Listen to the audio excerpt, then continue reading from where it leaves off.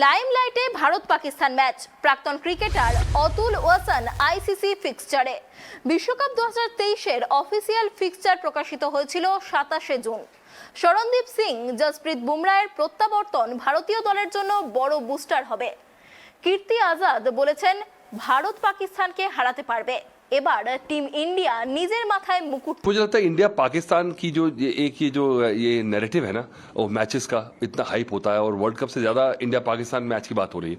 ये world cup है, बाकी टीम्स भी आ रही हैं और अब मुझे लगता है वो एंगल जो है आप पॉलिटिसाइज जो करते हैं इंडिया पाकिस्तान रिलेशनशिप को, फिर लोग उसको जस्टिपोज उसको बिल्कुल जोड़ते हैं क्रिकेट के साथ और फिर क्रिकेट की हार जीत को एक अलग तरह से हार जीत के लिए माना जाता है। तो मुझे लगता है कि वो अब खत्म हो चला जा रहा है धीरे धीरे, क्योंकि अब हम काफी आगे निकल चुके हैं। अब हमारे मन से वो पाकिस्तान का हुआ जो है वो हमने कहा है कि चलिए आप अपना करिए, हम अपना चल रहे हैं। क्योंकि जो जिस तरह से इकोनॉमिक ग्रोथ हो रही है इंडिया की, जिस तरह से इंडिया थ्राइव कर रहा है, इंडियन क्रिकेट टीम थ्राइव कर रही है, इंडियन क्रिकेट थ्राइव कर रही है, पाकिस्तान में अपनी मुसीबतें हैं। तो पाकिस्तान पे अब थोड़ा सा तरस ज्यादा आता है, जबकि अब उसको मैं राइवलरी नहीं मानता। अब क्रिकेट फील्ड में कभी कभी चलिए हार भी जाते हैं और कभी जीत जाएंगे, तो ना उनको हराने से हमें ज्यादा खुशी होती है और ना उनसे हारने से कभी कभी हमें ज्यादा दुख होता है। पाकिस्तान की अभी जो हमने T20 में हालत की थी वो तो सब दुनिया जानती है जी।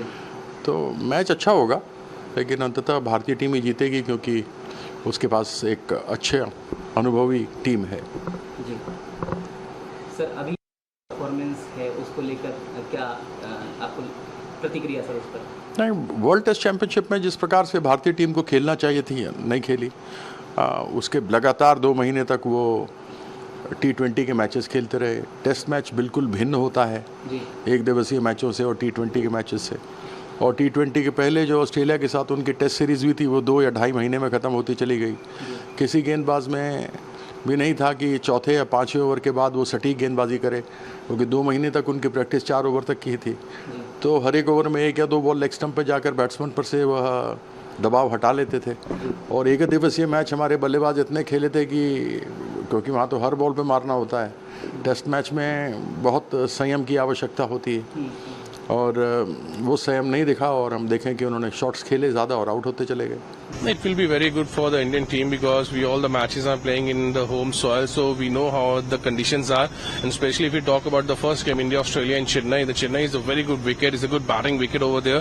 So hopefully, should we pray for the Indian team that all the seniors, especially like Virat Kohli, Rohit Sharma, they have to be score bigger runs. Whatever the series they are going to play before the World Cup, they have to score runs in that matches, and especially Jasprit Bumrah, I love to see him to come back into the team, and if he come back into the team, so that will be a big boost up to the Indian cricket. So Rishabh Pant will likely to miss this World Cup because he might be fit or not till the time. But whom do you see the wicketkeeper, as KL Rahul is not fit this time, but apart from him, who will be the best choice for a wicket? Well, best is Ishan Kishan is there only Ishan Kishan I'm seeing over there, because he is the one who can play aggressively. He can open the inning, he can play at the middle order, especially he's being a left-hander. So you love to see a left-hander, because Rishabh Pant plays at number 4, number 5. So we need sometimes the left-hander at the number 4, number 5. So Ishan Kishan is the best player to be over there, especially in the coming series. Keep playing him all the ODI matches, keep giving him opportunity, and give him that confidence that you are going to play the World Cup. If you give him that confidence, then player will be performed differently. If they keep on changing, either he plays or Sanju Samson plays or KL Rahul comes into the scene, then things will be difficult. I think the sports staff this time don't make that mistakes what they make it in the before, making the playing 11. So this time I think so that Ishan Kishan has to be playing into the 11, and I'm looking him at the playing at the middle order.